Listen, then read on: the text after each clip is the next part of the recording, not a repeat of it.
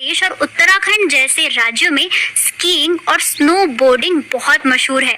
गुलमर्ग तो इन सब में सबसे ऊपर है। और आप जानकर चौंकेंगे कि औली उत्तराखंड को भारत की स्कीइंग कैपिटल कहा जाता है। वहाँ नेशनल और इंटरनेशनल लेवल की स्कीइंग चैंपियनशिप्स भी होती हैं। और सिर्फ स्कीइंग ही नहीं, लद्दाख में आइस हॉकी भी बहुत पॉपुलर है। ये ऐसा खेल है जो सर्दियों की कड़ी परिस्थितियों में भी खेला जाता है। बिल्कुल, आइस हॉकी तो बहुत ही मजेदार गेम है तनिष्का। वैसे लद्दाख में शांत स्तूप के पास जमे हुए तालाबों पर लोकल्स और टूरिस्ट दोनों ही इसे खूब एंजॉय करते हैं। ऐसे अब इंडिया की बातें तो हो ही गई है, भारत की तो कर ही लिए, तो दुनिया के सफर पर चले तनिष्का।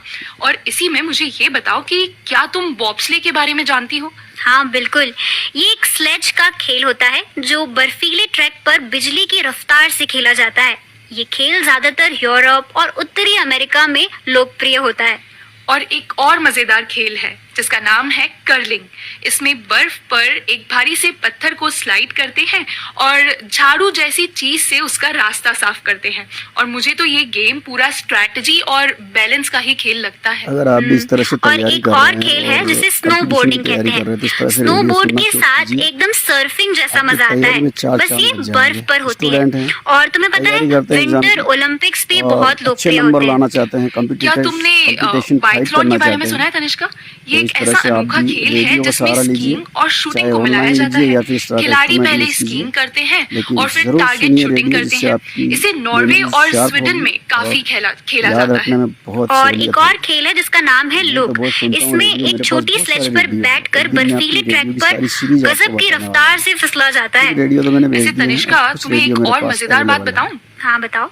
एंटार्क्टिका में कुछ लोग हैं जिन्होंने एक अलग खेल शुरू किया है जिसका नाम है स्नो गोल्फ। मतलब सोचो, बर्फ पर गोल्फ खेलना कितना रोमांचक होता होगा और कितना मजेदार गेम होता होगा ना ये। वाह दोस्तों, जिंदगी में कभी अंटार्कटिका जाओ तो स्नो गोल्फ जरूर ट्राई करेंगे ईरा, है ना। वैसे तो ये एडवेंचर स्पोर्ट्स का लेवल बहुत ज्यादा अप हो गया है ना। अपने कितने सारे स्पोर्ट्स की हमने यहाँ पर बात कर ली है। बिल्कुल। और एक और गेम मुझे याद आता है ग्रीनलैंड का, जहाँ पर फुटबॉल खेला जाता है बर्फीले मैदानों में, और उसे आर्कटिक फुटबॉल के नाम से आजकल बहुत मशहूर हो रहा है वो।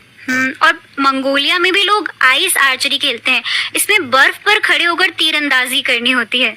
वाह, सर्दियों में वाकई खेलों की कोई सीमा ही नहीं है ना तनिष्का? हाँ बिल्कुल, हमने एक एक करके कितने सारे खेलों के नाम गिनवा दिए आज तो। वैसे हम एक बहुत ही मजेदार एक्टिविटी के बारे में भूल गए हैं, स्नो फाइट्स के बारे में। मुझे लगता है स्नो फाइट्स तो हर उम्र के लोगों द्वारा बहुत ही ज्यादा पसंद की जाती है ना? बिल्कुल। और स्नोमैन बनाना तो बचपन का सबसे फेवरेट काम होता है। तुमने कभी स्नोमैन बनाया?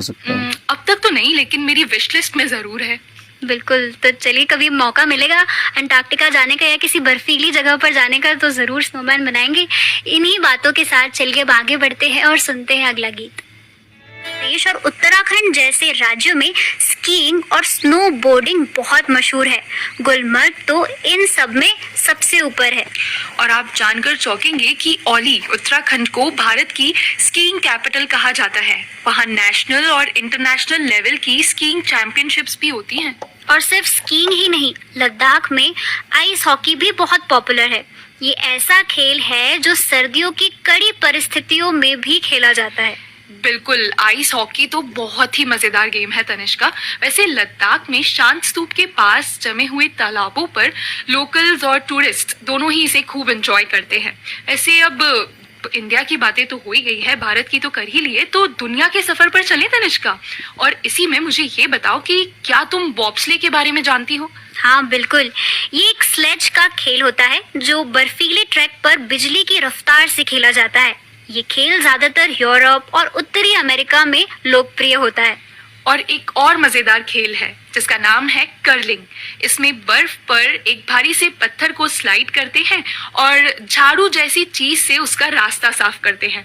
और मुझे तो ये गेम पूरा स्ट्रैटेजी और बैलेंस का ही खेल लगता है। अगर आप भी इस तरह से और एक और खेल है जिसे स्नो बोर्डिंग कहते हैं। स्नो बोर्ड के साथ एकदम सर्फिंग जैसा मजा आता है, बस ये बर्फ पर होती है। और तुम्हें पता है विंटर ओलंपिक्स भी बहुत लोकप्रिय होते हैं। क्या तुमने बाइथलॉन के बारे में सुना है तनिष्का? ये एक एक तरह ऐसा से आप अनोखा भी खेल है रेडियो का जिसमें सहारा लीजिए, स्कीइंग और शूटिंग चाहे को मिलाया ऑनलाइन जाता लीजिए या है। फिर स्टार्ट खिलाड़ी एक्ट पहले लीजिए, स्कीइंग करते हैं लेकिन और फिर जरूर टारगेट सुनिए शूटिंग रेडियो, करते जिससे हैं। आपकी इसे नॉर्वे मेमोरी और शार्प स्वीडन होगी में काफी और खेला याद जाता रखने है। में बहुत और सहूलियत एक और होगी। खेल है जिसका नाम है मैं तो लूप। बहुत सुनता हूँ इसमें रेडियो, एक मेरे पास छोटी बहुत स्लेज सारे पर रेडियो है। बैठकर एक दिन मैं बर्फीले आपकी ट्रैक रेडियो की पर सारी सीरीज आपको गजब की बताने वाला रफ्तार हूँ। से फिसला जाता है। कुछ रेडियो तो मैंने भेज वैसे दिए हैं तनिष्का, और कुछ तुम्हें रेडियो एक मेरे और पास मजेदार बात अवेलेबल है। बताऊं? हाँ बताओ।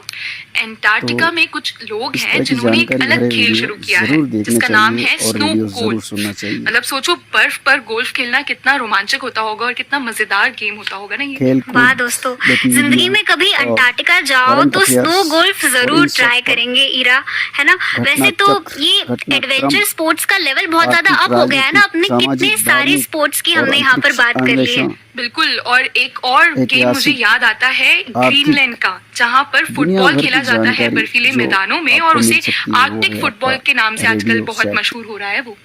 और मंगोलिया में भी लोग आइस आर्चरी खेलते हैं। इसमें बर्फ पर खड़े होकर तीरंदाजी करनी होती है।